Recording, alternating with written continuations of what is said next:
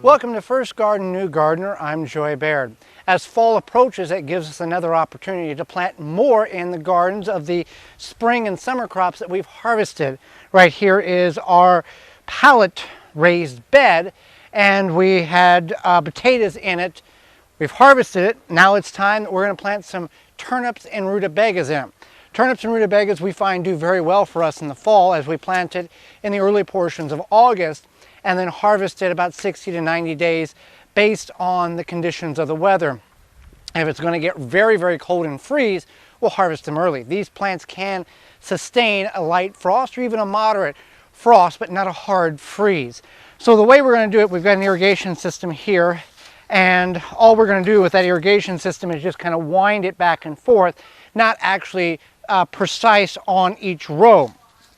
So with rutabagas taking 60 days, or rutabagas taking 90 days and turnips taking 60 days, we're going to split this bed in half. Now, we can go either way. It doesn't make a difference whether you plant across or long ways. So if we're going to go long ways, we'll do this and split, make this turnips and this rutabagas.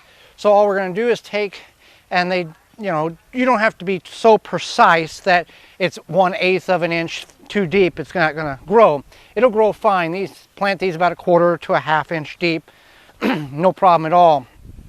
Now, if you don't have a tool like this, if you had a handle that was short enough, you could squeeze it in here and smash it down and make something like that, make rows that way as well.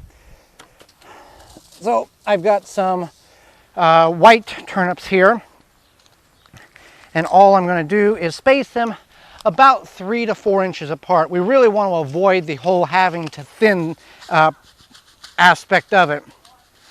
Now, you can see these seeds are extremely tiny, so we're going to do our best to space them. And what I do is I take my finger, put a half dozen in there, and then as I walk my hand across, I can strategically drop it.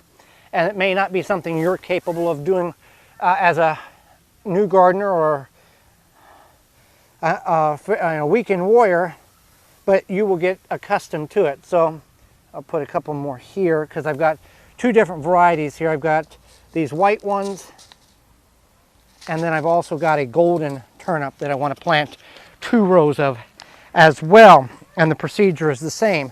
So then we go over here. Rutabagas take 90 days to reach maturity. I'm going to do 3 rows of these. I did 4 of the other. It just didn't, you know, it's not half and half. But the seeds are the same. Now these are much older seeds. They are the same type of looking seed, but these are about 6 years old.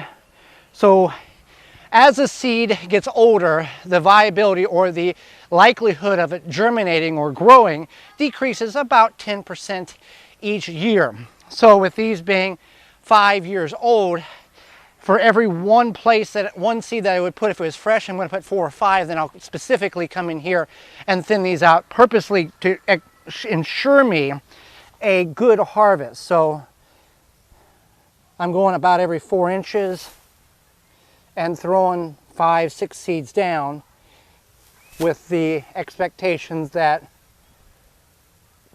they will grow. Now, the other thing you want to be aware of when you do such a thing as that, planting 7, 8 seeds in one spot, you want to know what they look like when they start coming up. Because if this was in the traditional ground, you can see it's very weedy around us, and that would be what would be germinating and along with the rutabagas and the turnips. So with that instance of a raised bed, we're going to have a minimal amount of potential weeds germinating. So I'll be much more capable of identifying the seedlings as they come up and then thinning them out with a pair of snips or scissors in order to get 1 every 4 inches. So this is what we've done. This is one of the crops in which we're planting rutabagas and turnips. Later on, as the season progresses and we get closer to colder nights and shorter days, we'll plant some radishes, we'll plant some lettuce in order to increase some of our fall crops, and also some peas. Well, thanks for watching. As always, this has been First Garden, New Gardener. Remember to rate, subscribe, and comment. For more information, please visit thewisconsinvegetablegardener.com.